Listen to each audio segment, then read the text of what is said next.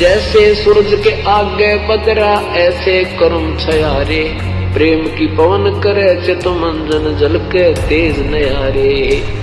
जैसे सूरज के आगे बदरा माने बादल, जैसे सूर्य के सामने बादल आ जाते हैं, सूर्य अदृश्य हो जाता है, अंधेरा छा जाता है, रात्रि जैसा लगता है, लेकिन सूर्य की स्थिति समाप्त नहीं है, क्योंकि बादलों ने उसके प्रकाश और हमारे बीच में एक बाधा डाल दी। तेज हवा चली, वो बादल इधर उधर हो गए और सूर्य का प्रकाश हमारे ऊपर जो का तो विद्यमान सूर्य हमें दृष्टिगोचर हो रहा है। ऐसे हमारे अंतःकरण में और परमात्मा के बीच में और हमारी आत्मा के बीच में हमारे पाप कर्मों की एक मोटी दीवार होगी। तो वह कैसे कटेगी? प्रेम की पवन करे चित मंजन जल के तेज नयारे।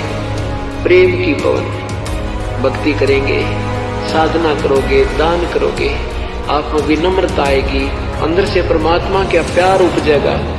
और जब हमारा रोना आया करेगा प्रभु के लिए, इसकी जरा से जिक्र चलते ही आत्मा फूट फूट कर रोया करेगी, तो वो हमारे पाप निकल रहे हैं, वो प्रेम की पवन चल पड़ी और एक दिन वो हमारे पाप का बादल हट जाएंगे, तो परमात्मा हमें साक्षात दिखाई देने लग जाएंगे। प्रेम की पवन करे चित मंजन, वो धुल कर तेज नयारे, उस परमात्मा का न्यारा ही नूर दिखाई देगा, प्रभु का शरीर दिखाई देगा, हमें उसका आभास होने लगेगा। तो उससे योग्य होने के लिए क्रियाएं कौन कौन सी हैं, ये आपको बताई जा रही हैं।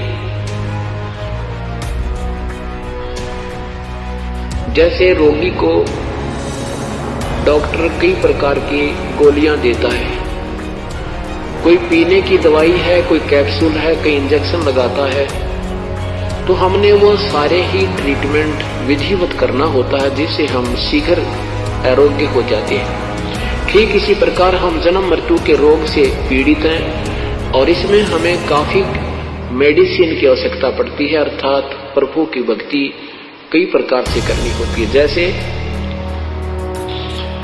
सुबह का नित्यनेम मंत्र जाप, प्रथम मंत्र जाप, द्वितीय मंत्र जाप, दोपहर के बाद रमैनी, शाम की संध्या आरती, सत्संग सेवा, दान करना, सिमरण, सतनाम का सिमरण, फिर सारनाम मिलेगा। ये सारी की सारी क्रियाएं करके हम स्वस्थ होंगे, अर्थात परमात्मा प्राप्त करने योग्य होंगे, जन्म मृत्यु के रोग से हम मुक्त हो जाएंगे।